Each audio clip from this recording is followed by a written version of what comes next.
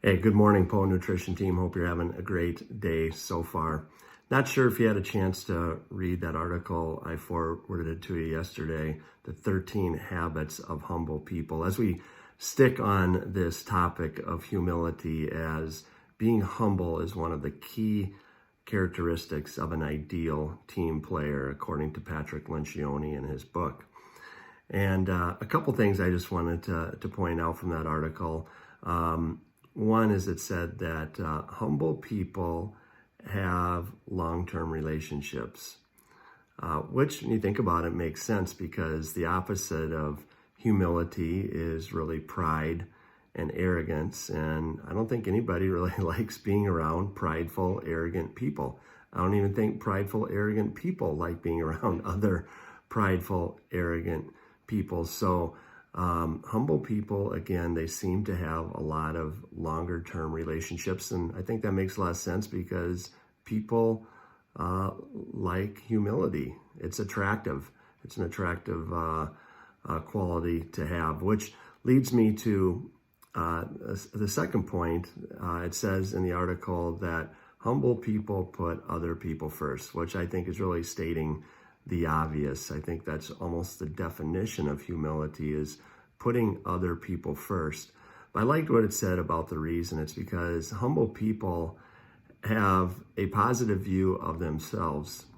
So they don't need to impress people with how much they know, and they intuitively understand that people really don't care how much you know until they first know how much you care. So again, I thought a couple interesting points. I'm going to turn it over to Dr. Kevin Herrick now, who has an interesting story to tell about someone who maybe did not, at the time, exemplify that characteristic of putting other people first. And I'm going to include in this email a story from Spencer, who had a really good example of someone who did. And I've also attached some other emails or excerpts from emails I received from a number of you on this topic of humility. I so much appreciate your thoughts on this. We can all learn from each other. So thanks. Have a great rest of the day. Here you go, Kevin. Bye now. Hey, Greg. All this discussion on I guess the ideal team player and kind of the hungry, humble, smart made me remember an experience that I had that I wanted to share. So when I first started selling feed, we had the option of getting one of the tech service representatives to come out and kind of visit us go with us on farm visits and provide support. And if there was any questions or if there was a larger account that we wanted a little bit extra support, that they would be available. So the very first time I met this individual, we sat down and we were planning our call, or what we're going to do and the talking points for the farm.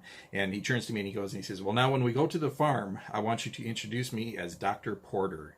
And then we proceeded to have a long discussion about how we needed to make the most value of these farm visits. Otherwise, he and I were going to have a discussion, and he was kind of inferring that his time was really valuable and that he couldn't afford to spend it on farm calls that weren't very productive. And I, especially after your comments and then also reading the Ideal Team Player book, it made me kind of reflect on a couple things. So number one, Dr. Porter really is a nice guy. I mean, he's I got along really well with him, and in fact, he left the industry right now to become a minister. So he's really really nice, and I think he still really brought value to the company. He was very charismatic. He did a great job on presentations and speaking. So he really knew how to engage, and he was also really knowledgeable as well.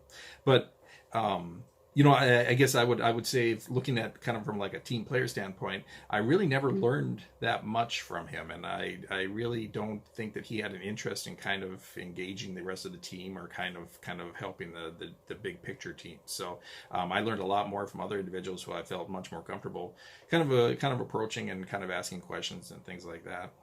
The second thing that I guess just on this kind of looking back and reflecting on Paul's behavior for that is that I don't know if it was so much the lack of humility part or just the lack of smarts on that, or that kind of that emotional intelligence that you mentioned. And because you would think that that type of approach or that type of attitude that anybody that looking, and that's how you want to approach it. And I still roll my eyes even thinking about that, going in and saying that to a producer or a customer. And I would have thought that Paul would have recognized that as well. So it's really kind of interesting, that maybe it wasn't so much the smarts, but maybe, or the ego, I should say, but it was maybe just more the smarts. And that maybe from his background, that lack of humility or that ego, he really needed to be successful in the career. So just kind of maybe some questions or some things to think about. So like I said, just wanted to share. Thanks a lot.